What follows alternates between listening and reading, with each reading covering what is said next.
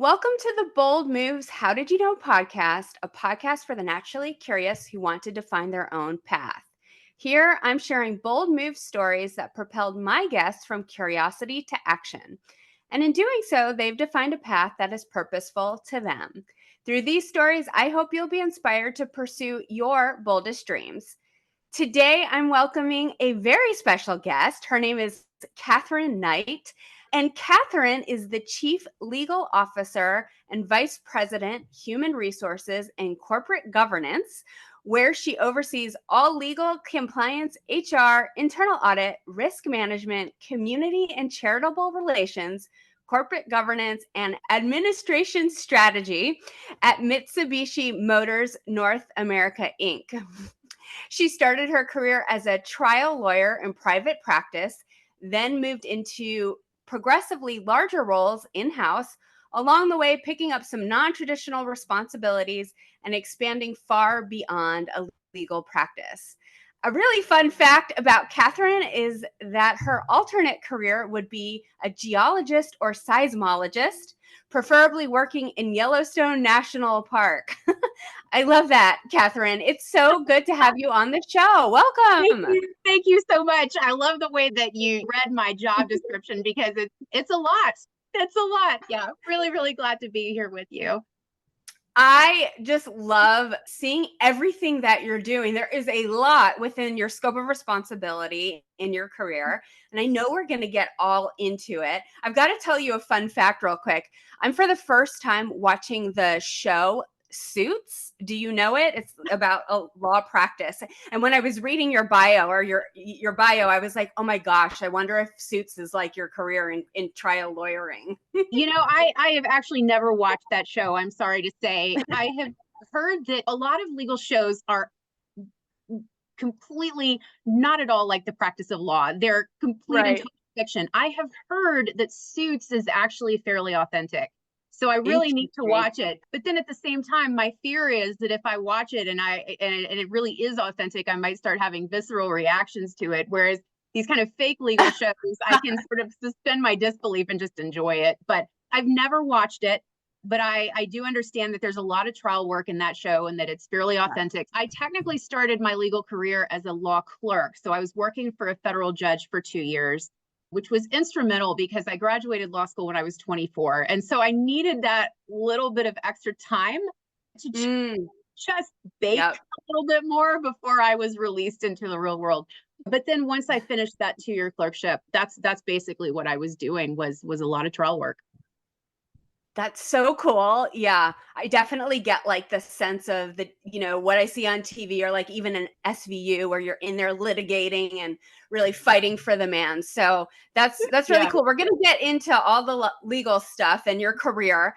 But this fun fact, tell me more about wanting to be a geologist or seismologist. And what is a seismologist? Well, so in layman's terms, a seismologist is someone who studies earthquakes.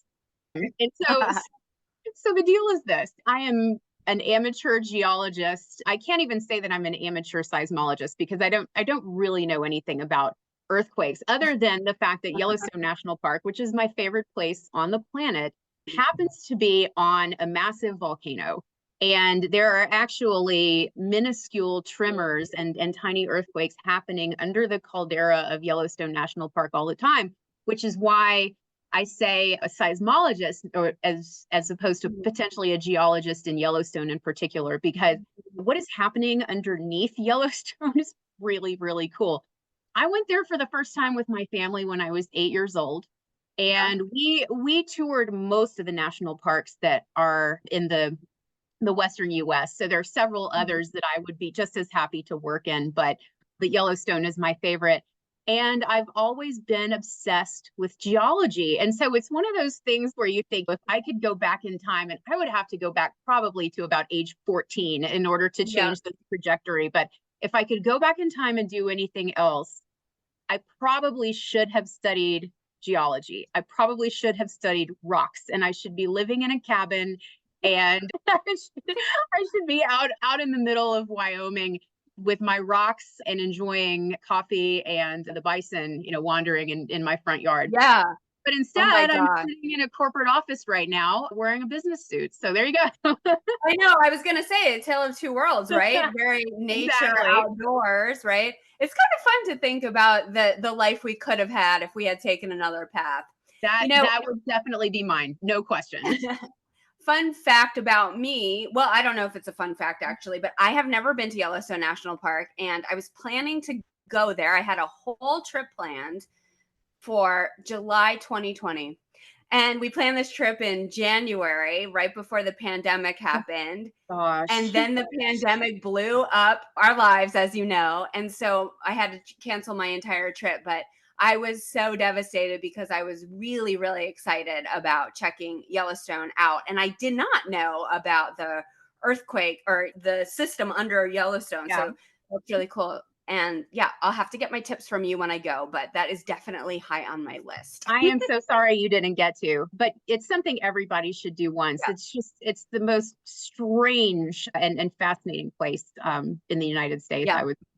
That's what I hear. That's what I hear. Now that we've had our musings of talking about our alternate lives, let's get into your career and a little bit of your life too. So, we know that you are in house playing a chief legal officer, vice president of human resources, as I said, doing all the things at Mitsubishi. So your upward mobility has been fast, like very, very fast. And I think that's because you've been so clear on what you have wanted and where you have wanted to go, which is really interesting for me on this podcast, because a lot of times I talk to people who kind of end up swerving, zigging and zagging to Mhm. find where they want to go. But you've been so clear this whole time that you've really wanted to pursue a legal career and pursue that C-suite, right? So I just would love to hear about why you wanted to become a lawyer. In essence, how did you know,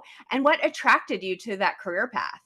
So it's interesting because although I still do practice law along with all of these other things, my path to what I'm doing now appears to be a lot more linear than it actually Mm, was.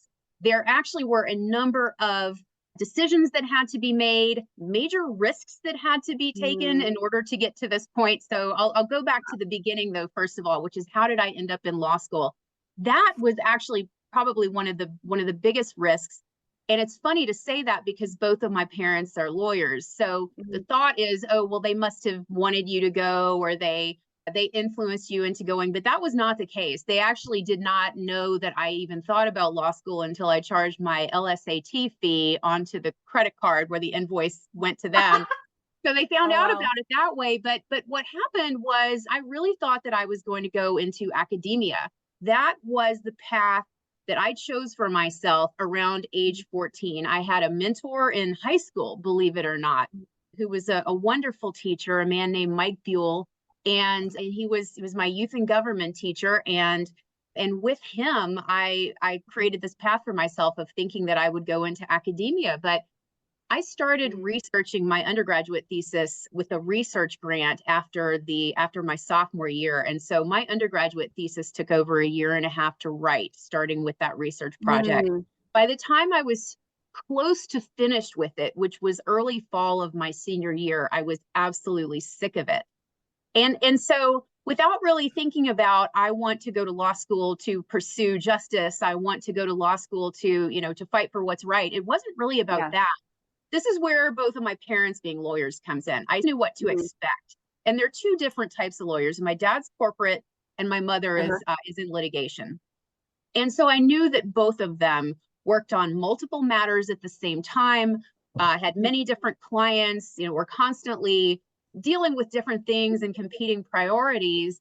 And the more I Mm, started to think about how much the process of thesis writing did not work with my style of thinking and how my brain likes to operate, mm, and then thinking about what else can I do with my political science and Russian degree, and what makes sense, I started to think about law school and the practice of law really from a more academic perspective. And I thought, if I end up in litigation, I may be writing a brief every week.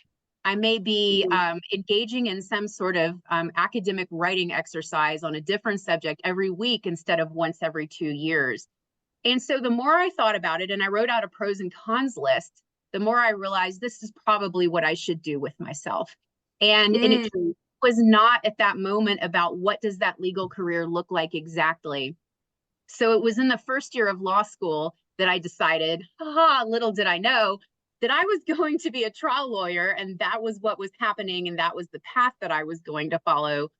So now we're on path 2 that I created for myself, and the expectations that I created for myself, which is what does being some sort of big time, high powered Mm. trial lawyer look like. And Mm. I was fortunate enough to be at a top 20 law school. It was at Vanderbilt here in Nashville, Yeah.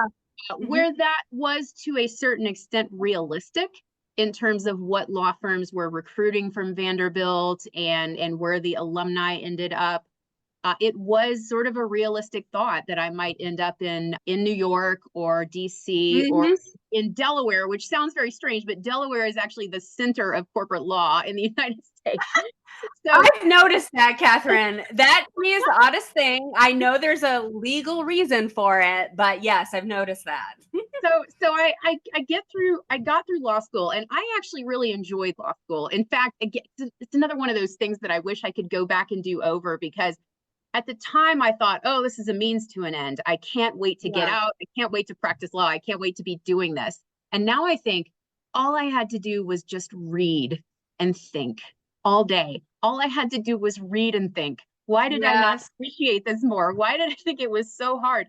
If I could just read and think all day, I would be so happy. But anyway, I had sort of the expected summer jobs, litigation firms. Yeah. And Hmm. then the opportunity to be a federal law clerk came out of left field in my third year. And it was a 2-year clerkship. So none of the law firms that I worked for over the summer were able to hold a job for me for 2 years. But if you're Mm. offered a federal clerkship, you do not turn it down. So Sure. I went into that not having any job following that clerkship, because this judge liked to hire his clerks for 2 years. The typical clerkship is 1 year, but he liked to keep people over the life of the cases, which makes sense. So I spent 2 years there thinking, oh, and when I went into it, I thought, well, this sounds so nerdy, but I really wanted to do corporate bankruptcy litigation, which is this very narrow area. What I was thinking, why do I want to do this narrow area when I've Mm. already realized I am not good at working on the same thing for a year Mm. and a half? But anyway, that's what I thought I wanted to do. And the federal district court is the court that actually hears the appeals coming out of the federal bankruptcy court. So I thought, this is great. I'm going to get to work on all this bankruptcy. 2 years later, I ended up taking a job at the Tennessee Attorney General's office, where I was primarily doing labor and employment trial work. Uh-huh. So, how that ended up happening is a long story. But point being, once I took that clerkship and I got off of that path that Yeah. I had established in my own mind for myself, it really freed me up to subsequently do the Mm. things that made the most sense. And I didn't know anything about labor and employment in law school. I didn't take the class. It wasn't something I Mm. thought about, but I got really, really passionate about those type of cases when I was working for the judge. And I thought, well, this is something I'd like to Mm. do. And then I thought, well, going to the attorney general's office would make a lot of sense, because I don't have to apprentice as an associate. They will dump some cases on my desk and say, here you go. And I really thought I was ready. I thought 2 years being a clerk meant I was ready Yeah. to go actually try some cases. Wow. Not exactly, but that's how that happened. And so Mm. then from there, because I was already just completely off that, oh, I must be a trial lawyer in New York, this is what my life was going to be, everything from that point on came to Mm. me in a similar type of way. This is what Mm. makes sense. And none of it had anything to do with some sort of big New York trial career. And if you Mm. told me now, so how many years ago did I graduate? 22. I should be some big partner right now at a New York law Mm. firm. If you told me that I would be doing what I'm doing now, I would have said that's absolutely crazy, number one. And number two, how is that even a real job? How, how are all of these things amalgamated together into a single position? but I spent the first 10 or so years of my career doing outside counsel trial work for the most part. I was at a couple of different law firms, had some really large clients. And so I really was able to engage in a pretty high level of trial work while still working here in Nashville. But it wasn't what I thought it was going to be. I started to get very frustrated, and I didn't really understand why I was frustrated, but it boils down to not really being able to effectuate change for the companies that I was doing trial work for. By the time the case came to me, everything had already happened. And so then it was my job to figure out, okay, how do I essentially characterize all of this evidence, characterize the course of events here, but you don't get paid as a trial lawyer to go back to the company and say, here are all of the ways that you screwed up. Let me sit down with you and show you how to create documentation and how to create policies. In theory, that's what in-house counsel is for. Sometimes these clients wouldn't necessarily have an in-house legal team. But the more that I did this, the more I realized I feel like I want to effectuate change on the front end. I feel like I want to be involved in the business, have my foot in the business, and really help them from the perspective of somebody who's been in a courtroom to figure out on the front end how to change their business strategy and how to change their operations and policies so that this type of thing can be mitigated. So that was my sort of first thought process in terms of this is why I need to be in-house. This is what I need to do. And I was fortunate enough to kind of have a position fall into my lap. I was able to work for Dollar General Corporation, which is a Fortune 200 retail company that happens to be headquartered in Nashville. And they were looking for somebody to come in and manage a big docket of labor and employment cases. And little did I know that just that idea of I'm going to change some things on the front end, I'm going to be more effective with my business partner, that would then lead me again to what I'm doing now. But so I stayed there for almost 6 years. And so this is when you start to see the bold moves. One thing that I am not very good at is not having a lot to do. Sitting still. If I am stagnant, if things are kind of looking similar, I'm going to find something else to do with my time. And it's kind of funny. Initially, that wasn't finding another job. I wasn't really looking for another job, but I was realizing, this is probably stagnant. I don't know that my career is going to advance forward from here. I could potentially stay in this job for 10 or 15 years and not really have anything happen. And that's kind of typical in the in-house legal industry. It doesn't have anything to do with, are you promotable? Are you a leader? It's more to do with the fact that typically in-house legal departments are quite small. And so sometimes you only see 2 layers. There might be assistant general counsel and then general counsel, which is actually how my department is structured. So if you're not the GC, you may not move. You may have to rotate laterally into something else. But for me, and the way that my brain works, that wasn't really going to work very well for me. So initially, I filled my time with deciding to train for an Ironman, which I'd never done. I'd never done a triathlon. Talk about taking on a big goal. I'd never done a triathlon before. I had run a marathon, but I'd never done a triathlon before. I'm not very good at sitting still. But shortly after that, I got a call from a recruiter from Nissan. And what she said to me was so interesting. So I had met her, oddly enough, because I was a reference for somebody else that she was trying to place somewhere. And she remembered her conversation with me. And she said, you have the right personality to be in the automotive industry. And I had no idea what she meant at the time, although I know what she meant now. But it fell into my lap. And it was a tough choice to make because I actually really did enjoy my job, but it was an opportunity to practice on an international level and to do something completely different. So I decided that I had to take that chance. And I wouldn't necessarily say that decision in particular was one of the boldest moves I've ever made. It was kind of a natural progression of going from kind of national labor and employment to a more international labor and employment practice. But it was something that, that I, at least at a minimum, had to decide, well, I'm going I'm going to get out of my comfort zone. And moving to another company is potentially going to help me get even further in my career, because this is a larger legal department and this is maybe somewhere that I could move up. Upward mobility was like really important to you. I Mhm. could kind of tell, right? You're always looking for the next opportunity to grow your career. What do you think was driving you to constantly take the next step? I always have to have more to do.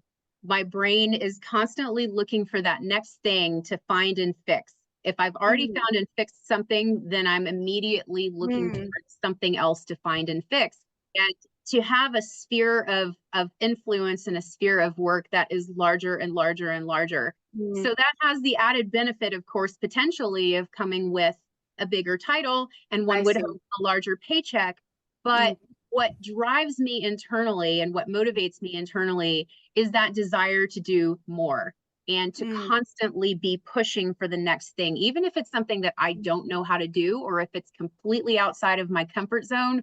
My comfort zone is being outside of my comfort zone. And that mm, sounds super cliche, but what I mean by that is I love learning. I love figuring things out.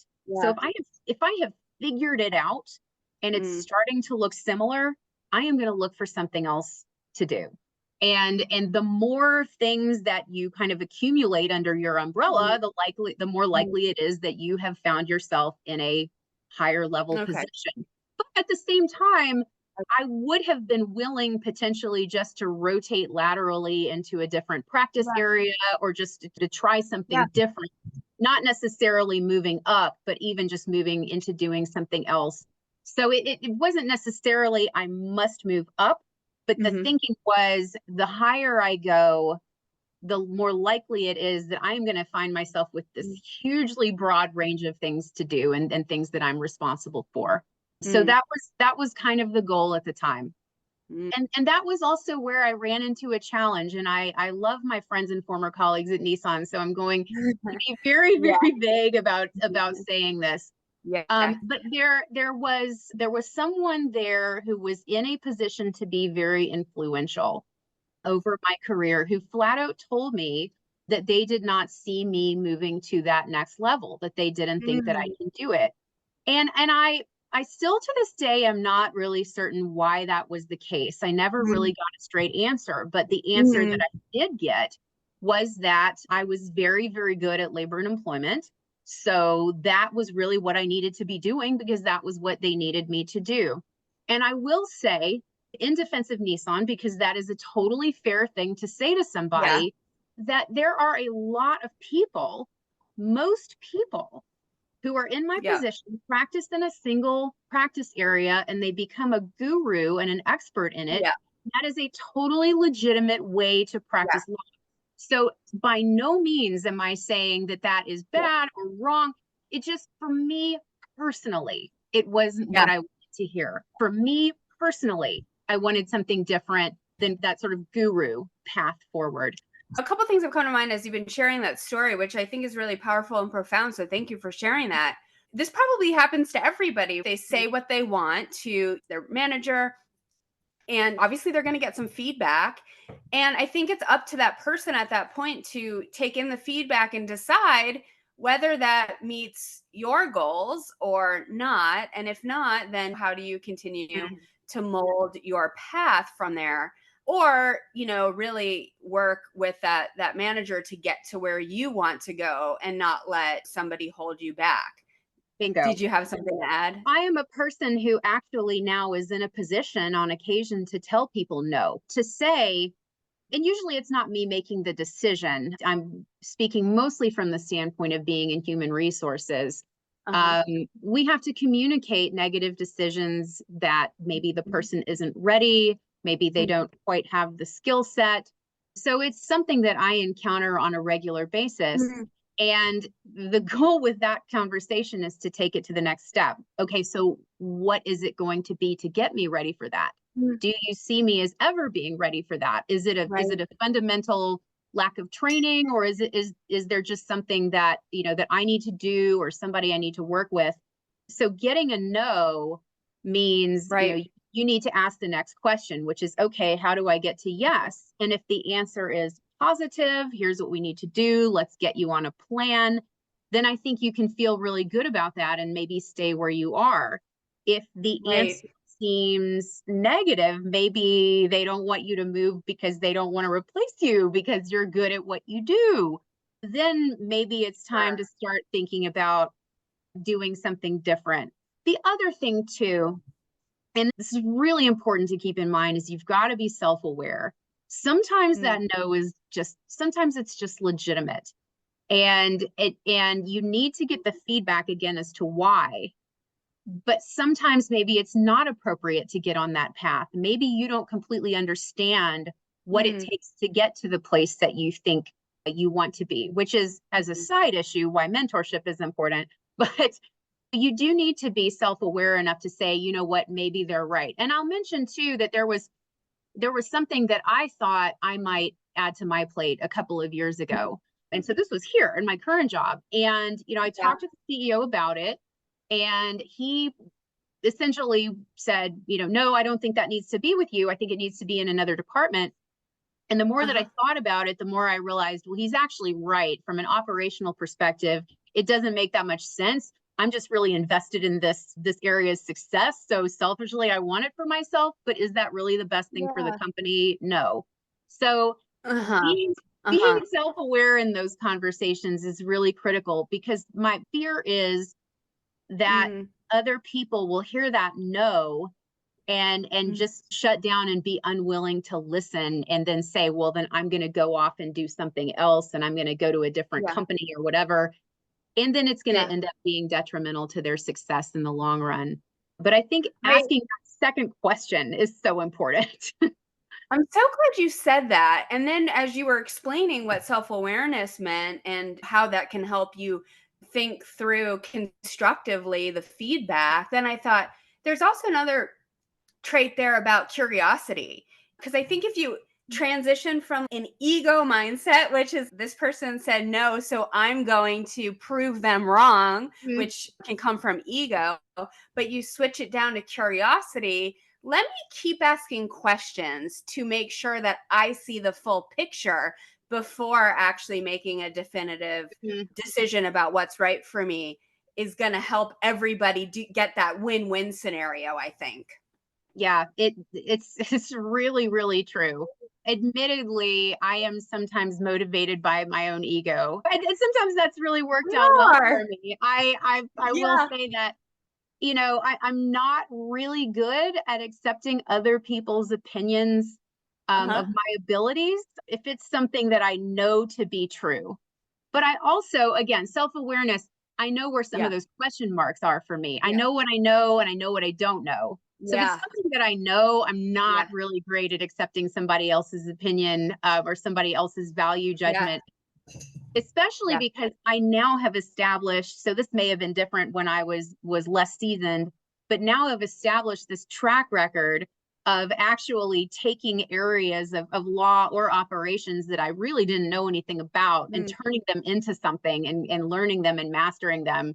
mm. So I just don't have any question as to whether or not I have the ability to do something. But for outsiders, that may be very unusual. My job is very Mm. unusual. My trajectory has been a bit unusual.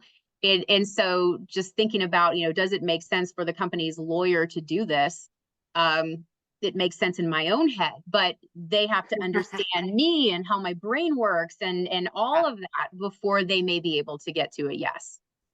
There's a story where you picked up and moved from Yeah. Nashville, I Okay. believe, Yeah. to Arkansas. I think you define that as one of your biggest bold moves, and I'd love Mhm. for you to talk about that because sometimes these are the tough choices that come up when you are planning your next bold move. So tell us that story. So this is actually directly related to being told by someone in a position of influence that perhaps I wasn't going to be adding anything else to my plate. I really Uh-huh. started to look around a little bit and think, well, what else can I do? And it's kind of funny because I was really limiting myself at that point to other positions that were either labor and employment related or Mhm. litigation related. I was Mm. thinking broader. I was thinking general litigation, but I wasn't necessarily thinking general counsel at that point. I was I Okay. think I was 39 at the time, 39 or Mhm. 40. And so I just wasn't in a headspace yet to think I'm ready to take over a legal department. So Mhm.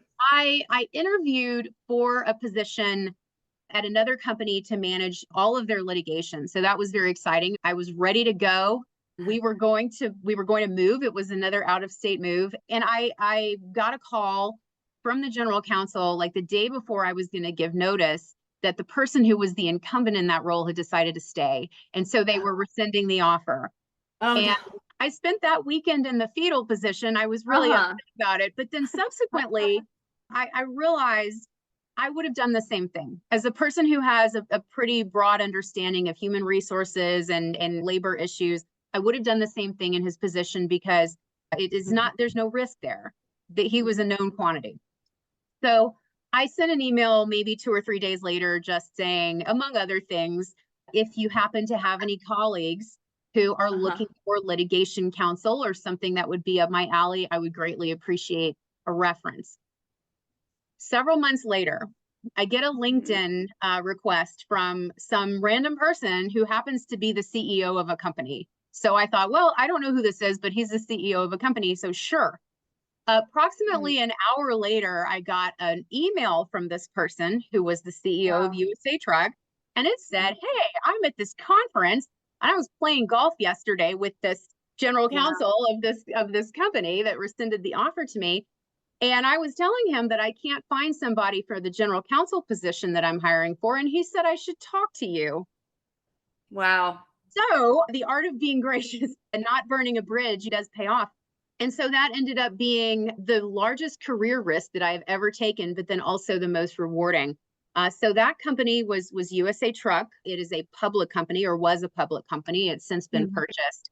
CEO was looking for general counsel, and he wasn't finding what he wanted within the trucking and logistics space. So he wanted to look broader than that and look for somebody who had kind of a different viewpoint. And he managed Mhm. to find me thanks to this reference. And the more Wow. we talked, the more it just felt like a right fit. And in order to lead their legal department, not only did I have to figure out, okay, how am I going to come in and manage this, but also be the corporate secretary, which for any listeners who know anything about working for public companies, that is a scary, scary job because you have to understand public reporting, Oh, which wow. which I was completely new at. Well, I had done some litigation in that area Mhm. back, when I was outside counsel, but it had been a Right. long time. So talk about learning completely new areas of law, going from a different industry, focusing on labor and employment, to managing a small legal department at a public company, becoming the corporate secretary, and oh, by the Wow. way, picking up and moving to the border of Oklahoma all at the same time. And I just thought, Mhm. this dropped out of the sky on me. It makes Mm. no sense on paper. My resume Mm. doesn't make any sense on paper for this position. It makes no sense for me to move away from my hometown. Right. Nashville's my hometown. I've managed to have most of Right. my career here, lived here most of my life. Um, Right. but I've got to do this. We have to go. I can't not do this. I will regret it for the rest of my life if I don't do this. We packed up, bought a house in Arkansas, Mm. moved, and it turned out to be the greatest thing that I ever did because I was given a full and complete opportunity to learn as much as I Mhm. wanted to learn, figure out what the company needed, to figure out how to change the processes, to figure out how to be a business partner, and to do Mm. things with that legal department that really hadn't been done before. So I was Right. able to put my personal brand of how I thought a legal department should integrate into the company into it. And then That's 3 months cool. later, through a set of circumstances, the VP of HR position came open. And I'll never forget what the CEO said. He said to me, "Well, you know more about HR than anybody in Arkansas." and, and so, literally 3 months into my first general counsel role, I also get the opportunity to manage the HR department. And I was also managing the risk management department simultaneously. So it became this hybrid conglomeration of positions very, very quickly. And I had to figure out very, very quickly what was going to be my strategy to manage all of these things at the same time. And the first thing I wanted to do was integrate all of them. But anyway, Mm. what I came to realize through that position, which the HR thing was complete happenstance. It's not why I went there. I went there actually to get out of labor and employment, and I found myself right back in it 3 months later. But it caused me to realize, okay, I'm in a role now that encompasses potentially everything. Mm. Is this working for me? Is this really what I wanted? Is it consistent with how my brain works? And the answer, of course, obviously was yes. Yes, and then some. It was exactly what I needed to be doing, exactly where I needed to be. And it's amazing to me that all of that came out of a litigation management job that I was offered and was rescinded. And at the time thought, well, this is the worst thing that's ever happened. And then it turned into the greatest thing that's ever happened. The best So thing. that, I wonder what you would say. That was a bold move to say, I'm really not happy about the fact that I didn't get this job, but, being gracious and trying to never burn a bridge. I know that's your mantra. You said, if you know anybody else, please keep me in mind. I wonder if that's great advice for other people we all get turned down for jobs, right? We're all a final candidate and we all get turned down for jobs. And I have to say, Katherine, I don't know if I've ever gone the extra mile to say to that person who didn't end up hiring me, hey, by the way, if you know of anyone else looking for a similar position, or now you know my skills, please keep me in mind and let them know if there's ever a fit, because it certainly could pan out down the road. Weirdly enough, it's an effective form of networking. Sure. HR people all know other HR people. Legal people all know other legal people, and they all go to conferences. And so these are the things that happen. It's effectively water cooler conversation, but these are the things that happen when people think of you. If you're somebody who comes to mind because something that you said in an interview or something on your resume or something about your personality was unique, they will remember you, and they will especially remember you if you were gracious and if you treated the situation with dignity. Now, of course, you hope that the same is true on the other side, that they treated you with dignity. But obviously, my personality was memorable enough to the woman who recruited me into Nissan, because she and I hadn't even been talking about a job. We were talking about somebody else. And she remembered me from that and remembered what I did. So I think it's a very effective form of networking and a very effective form of being proactive, which is a huge issue, I will mention, for people. Let's talk about it. When they're thinking about their careers. So I think the theme in so many of the things that I ended up doing was being proactive. And one of the challenges that I think is faced by a lot of people right now, partially due to the fact that a lot of people are still working from home and we're Zooming and we're on Teams. And so most of our interactions are very intentional and very scheduled. And then it's due to the fact that I don't know if these things are taught or inherent in people, but I sense a general passiveness, kind of an idea of HR will come to me when there's an opportunity, or a recruiter will find me on LinkedIn when there's an opportunity. And all of those things may very well be true.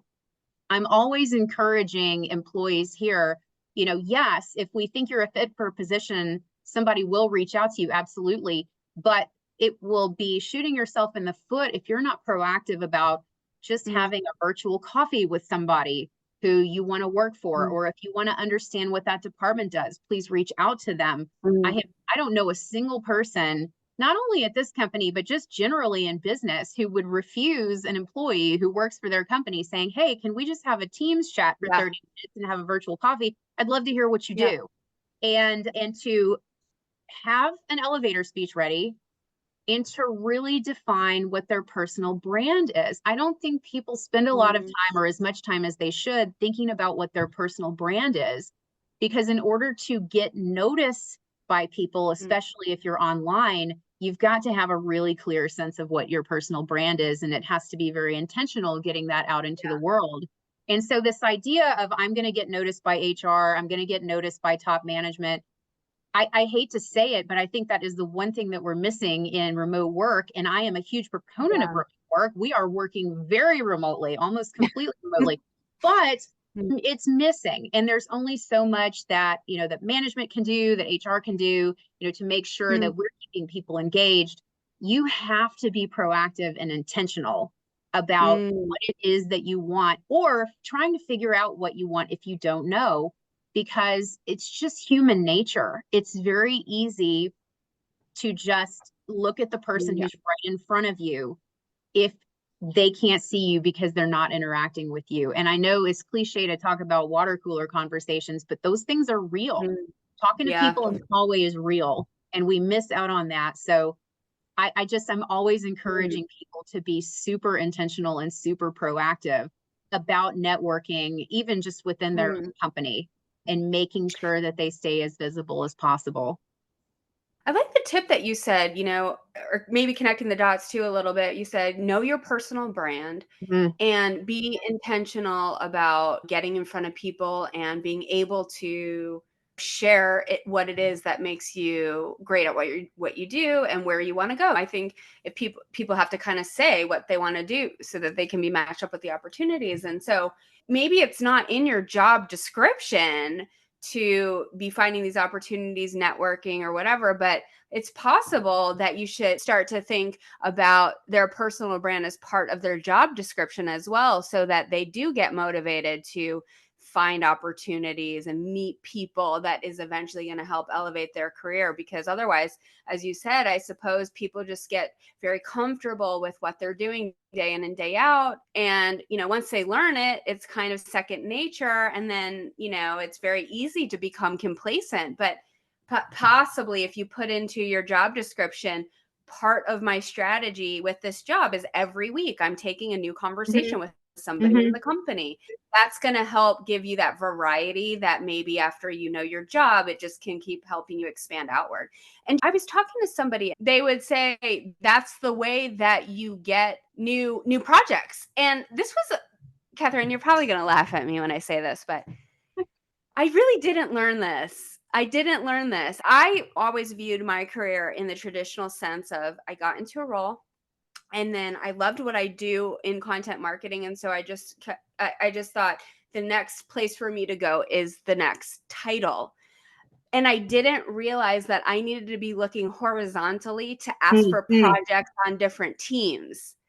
And so I admit that a little bit embarrassed because I'm like, how did I not know that? But maybe it's relatable to other people. Oh, You absolutely. know, This is something I talk about all the time, and I'll frame it in a way that I've framed it for several people, and light bulbs have gone off. So I'll use Mitsubishi as an example. So let's say you're an sure. employee in the sales operations department. You want to move up, but that may mean you're waiting for your manager to shove off, and it could take a Yeah. while. Meanwhile, there's a lateral opening over in, let's say, the marketing department. Mhm. Well, you may not, oh, I don't want to go laterally, then it'll just take longer and it's going to be the same amount of money. So that's not something I want to do. I'm just going to wait. Again, talk about shooting yourself in the foot, because what ends up happening is, okay, so you've got 2 years of experience in sales operations. Now you've got 2 years of experience in marketing. You are now Mm, eligible for promotion in two departments, not mm, just one. If you never right, went horizontally to that right. marketing department, you'd still be waiting for that sales ops position to open. Sure. And even when you're in marketing, maybe you can take that sales ops position when it's open, but now you know twice as much because you've got marketing experience. It just makes so much Yeah. sense. People just think I want a path upward. Yeah. I mentioned earlier, I would have moved laterally into a different practice area if it had made Yeah. sense, just to learn and do something different. So I see that a lot, Yeah. this kind of obsession with titles, and I've got to be moving up, Yeah. got Yeah. to be, No, you I have to be in my manager's position, and not thinking really more long term. mm, If you want to be an executive, this is a huge leap here, but if you want to be an executive, if you want to be the COO, even in my role, if you want to be the chief marketing officer, you want to be the head of sales operations, whatever it is in your company or your industry, you can't mm, just know one area. mm, It doesn't work that way. You might be the VP of yeah. that area at best, but if you want to leap up to that board level, you really need to have a broader understanding, and that Broader really only view. comes from having actually worked in those areas. And so I just don't see that Yeah. understanding. So I'm always talking about it whenever I get on the Yeah. all employee meeting. I'm always talking about, how to advance your Yeah. career, and hey, we've got this opening, and I I'm love glad to people do that. I'm glad you are, because as I said, it wasn't innate to me. I didn't really understand how it worked, and I would bet I'm not alone, and other people out there are in similar positions. So, and I guess, like, unless you know people who have been able to collect new jobs by moving laterally and zigzagging in their careers a bit, it would just only make sense that I do this and I climb this way, right? I climb up for people who aren't watching me. So it's really helpful to just hear that, like, no, that's not maybe the best way all the time to grow your career. Other opportunities are lateral, are diagonal, whatever. So you collect a diverse experience that really does help add to your portfolio. I think also that's where understanding what your personal brand is and having a Mm, really strong sense of that can be really valuable, because you yeah. have a better understanding of what it is that's really going to resonate with you and your work style and your style of thinking. Because that may not be every lateral opportunity, that may not be every single thing that might Mm, cross your path, and that right. allows you to be a lot more intentional about Mm, what you're seeking, what you're taking, where you're being proactive. I think mm, actually for me, proactivity combined with being open to any possibility, combined with really understanding my personal brand, has been really mm. impactful for me in the past 6 or 7 years. I will Yeah. tell you, early in my career, I fought against my true nature. Even as I was kind of selecting these Yeah. jobs that made a lot of sense for me, and I was having great fun, and I loved being a trial lawyer while I did it. I was so corporate. I was trying so hard to fit into this corporate Yeah. mold, and to try to be that. And I had a little bit of an existential crisis when I was about 34 or 35, and Yeah.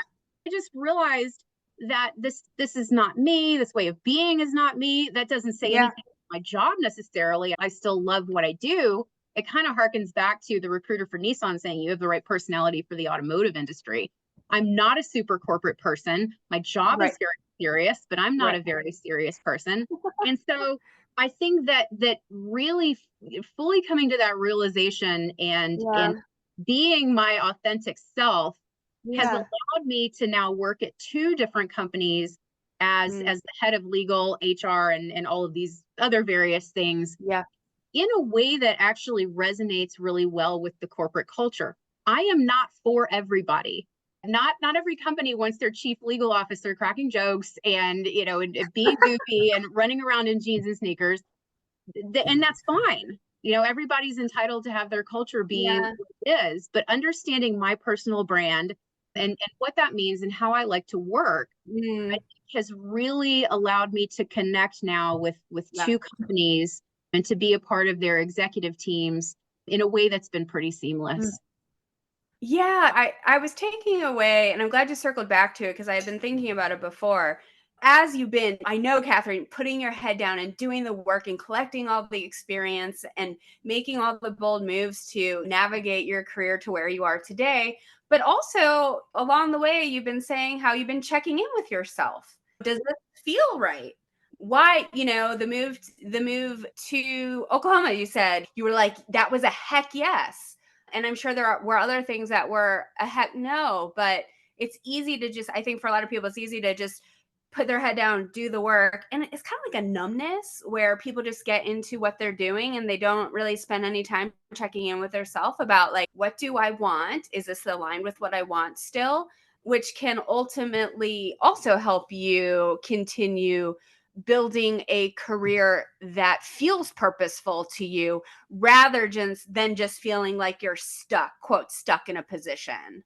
I think for me, the reason that this is happening Mhm. is that my brain never turns off. It never turns off. I am always thinking about what am I doing? What do I want to do? What else can I Uh-huh. do? I have to Right. be pushing forward. And it's funny because, again, my trajectory has not necessarily been about pursuing the next title. It's more about pursuing the next thing to do. And if that comes with a bigger title and more money, that's fabulous. But right. it keeps my brain engaged and it's something that is meaningful to the company, that's also fabulous. If both of those things happen, that's all fabulous. Yeah.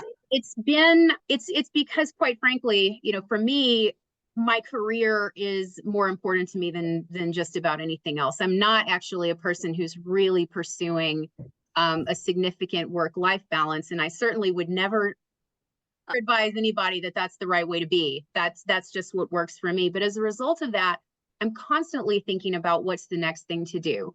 Kind of in the same way that if your hobby is running, you might be thinking about what's the next race, how much faster can exactly. I get? I want to get a PR. Or if you're doing Ironman, what's my next Ironman? Can I get my bike time faster?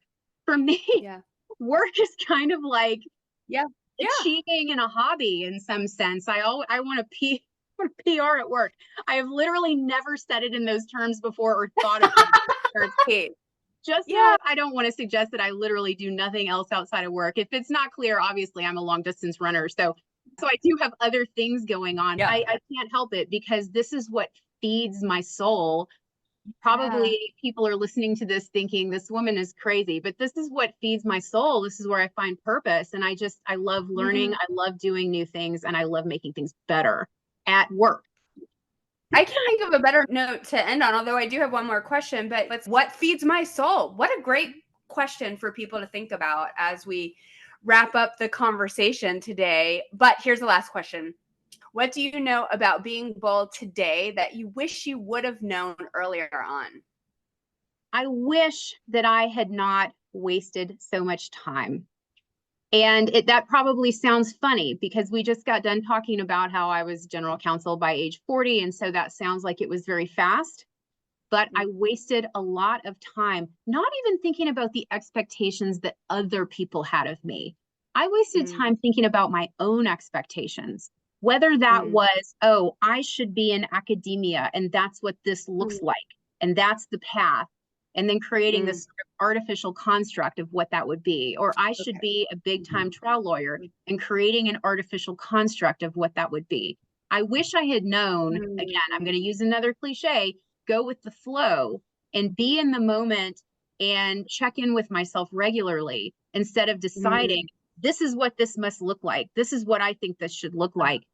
I think that I would have had a much easier time finding my truth earlier on in my career, because even though I was doing some really amazing things and made, I think, some great decisions for myself, ultimately there was also a lot of agitation and, I'm not sure. And is this going to get me to that next thing?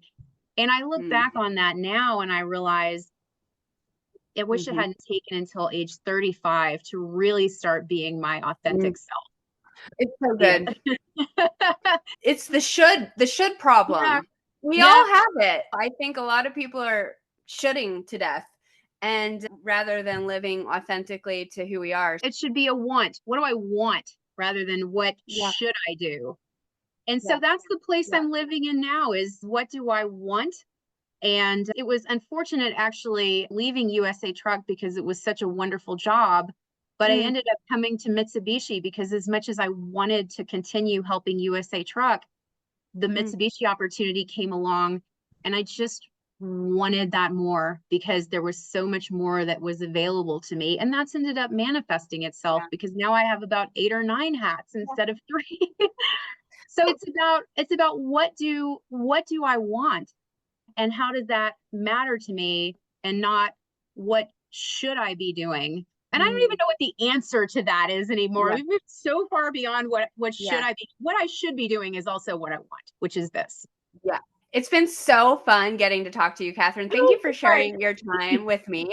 We could go for hours, but we've got a busy schedule.